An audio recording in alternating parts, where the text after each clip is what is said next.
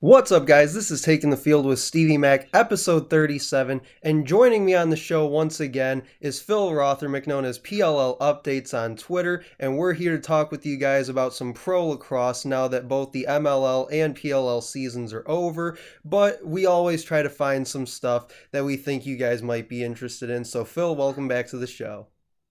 Thanks so much for having me, brother. Love being on the show. Always a lot of fun. And of course, I love talking lacrosse, so I'm glad we can find some other things to talk about now that the big dance is over. Absolutely. So for this show, this one's kind of interesting because there was an article that came out a little less than a year ago, back in November of 2019, and it kind of outlined what would happen if the Major League Lacrosse and Premier Lacrosse leagues kind of merged and what all would go into that as far as when that could happen, how it would happen, and kind of what it would mean for pro lacrosse in general. So I thought it would be interesting to get into this here on the podcast. So really what we're going to do is kind of do what the article did and go into the who, what, when, and how type of things. So my first question for you is, when could we realistically see some kind of merger like this happen in pro lacrosse, excuse me? Well, if I'm going to be honest, I don't know that I see one happening at all. At one point in time, Rabel said he thought only one league could survive. Additionally, the whole reason the PLL started is because actually Paul and his brother Mike wanted to buy the MLL. The MLL didn't really give them the time of day and kind of said, "Oh, you're going to start your own league. Good luck. Have fun. See you never. Adios." And of course, look where we are today. Now, if we are going to say that there's a chance of a merger and maybe have fun with this, and it is the question that we've all wanted to know, it's something that's driven us all crazy. I would say maybe in a couple of years as the PLL continues to kind of slowly take a few more players here and there from the MLL. The PLL has a tremendous amount of studs, and we all know that. But the MLL does still have some players and does still have some guys that can compete at the highest level. So it is possible to see those things, but I think the PLL keeps pulling some guys until the MLL kind of waves the white flag and says, hey, we're willing to at least make a little money, then no money. How about we create a merger? We'll get it done. But like I said, kind of to start with, I don't know if I ever see one happening. But anyhow, there you are. Yeah, no, and I think you kind of hit every major point that there was with that one because you started out by saying that Paul Rabel kind of had some creative ideas and things like that that he wanted to bring to the MLL and kind of make this thing work. And obviously, like you said, that didn't pan out. So I thought it was interesting that he kind of said, well, then I'm just going to kind of go off and do my own thing and show you that it works. And then it was interesting because I saw in the article that when the MLL saw that it was starting to work last summer, that the MLL kind of upped their game a little bit with certain things. So I thought that was kind of interesting that because he was able to do this, it kind of benefited pro lacrosse in general, I would say, from both leagues.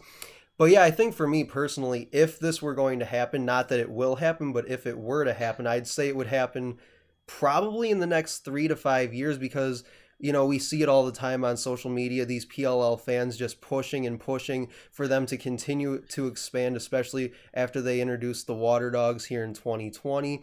And then you mentioned it from just an individual player standpoint with certain guys still there in the MLL that we'd love to see make that transition to the PLL. Probably one of the biggest being Lyle Thompson, who was one Of of the course. top offensive players during this quarantined MLL season just a few weeks ago. So I'm sure that a lot of Premier Lacrosse fans would love to see him on one of those clubs. So then we kind of touched on it in this past question, but how specifically, if this were to happen, would you see these leagues, merging? Because really for me, when I think about it, it could go one of two ways, where the first is that the MLL clubs would kind of become just regular expansion clubs to the PLL. But one thing that I thought was kind of interesting, it wasn't mentioned in this article, but I did read it somewhere. I just can't remember where it was, but it was recently that somebody suggested that the MLL clubs could actually become like sort of a feeder system or like a minor league system for the PLL clubs. So, how do you think that this merger would go down in that case? It's tough to say. I mean, if they were able to somehow, take over the MLL, if you want to put it that way, Right. purchase the MLL outright, then I mean they can do whatever they want. They could make a feeder system. The only problem with the feeder system is at what level does it become maybe a little bit too watered down? You want to keep the standard high, and so while we all want to see expansion teams, I would love to see 14 teams in this thing. I would love it. But you don't want to get to a point where all your biggest stars are so spread out that now you've created a number of teams that it's not quite there. And with the farm league, I think it's definitely would be doable. But like I said, I mean, how many players are there that you want to put down in another tier? Like, are there enough players to really create that farm league? And then as far as, having the MLL, keeping their teams, keeping the PLL teams, I mean, that's a possibility. If you look at certain things that have happened in the past, in the NFL, you had the AFL, if I'm not mistaken. And, they ended up joining forces, but they still stayed this way and got to the Super Bowl. And the NBA, you had the ABA and you had the NBA.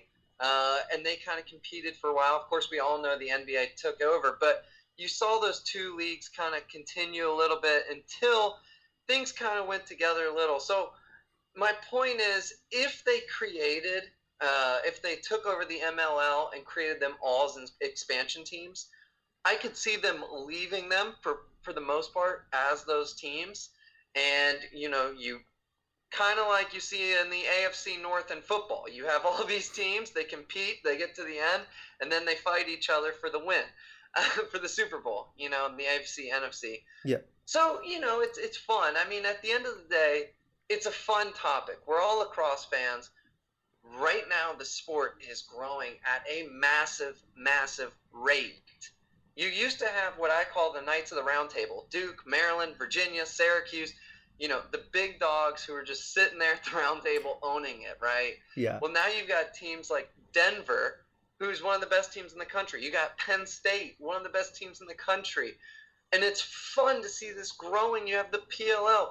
As these programs start with kids that are in high school that never had lacrosse, they start and they get better there. And they get better over here and better over here. Then they're going to further in colleges, it's awesome, man. And so it's a fun time, and it's especially a fun time to have two major league leagues, and just wonder about which way they can go. Because at the end of the day, at some point in time, whether it's 2 years, 5 years, 10 years, there will only be one at some point in time.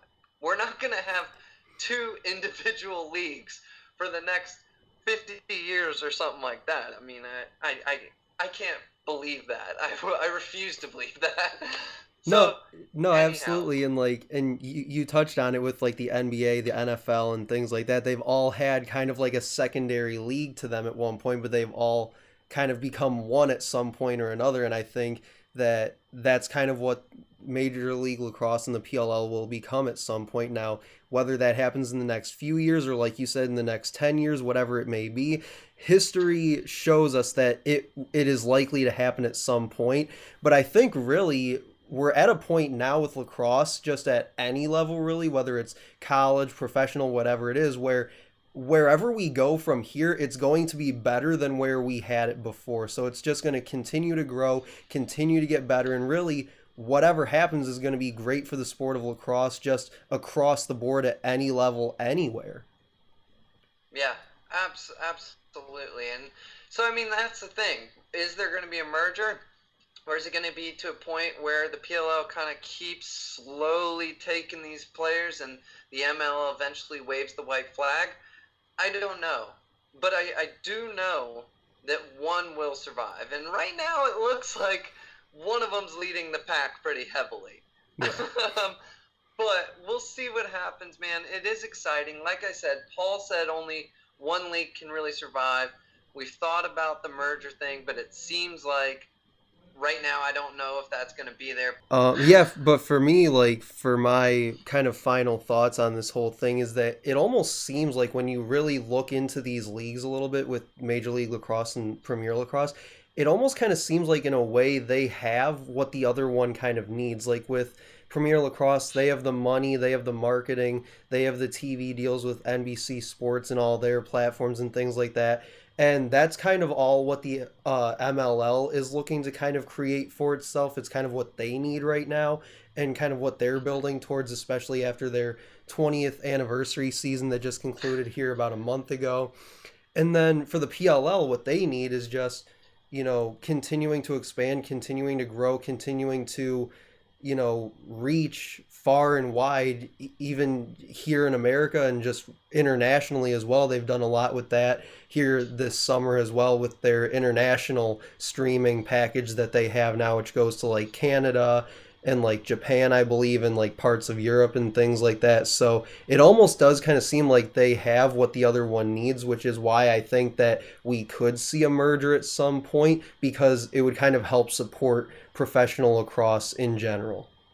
Yeah, absolutely. And the thing is, there's still a little bit of animosity, right? That's not very well hidden by both sides. You see it a little bit, so it'll take a few time. It'll take a little while for that pride to die down to make one or the other. But right now, they're both going like this quite a bit. So we'll see. And I can't wait to have this conversation with you when we see it happen. When we see something, I'm going to be looking forward to talking to you about this and going over our old conversation.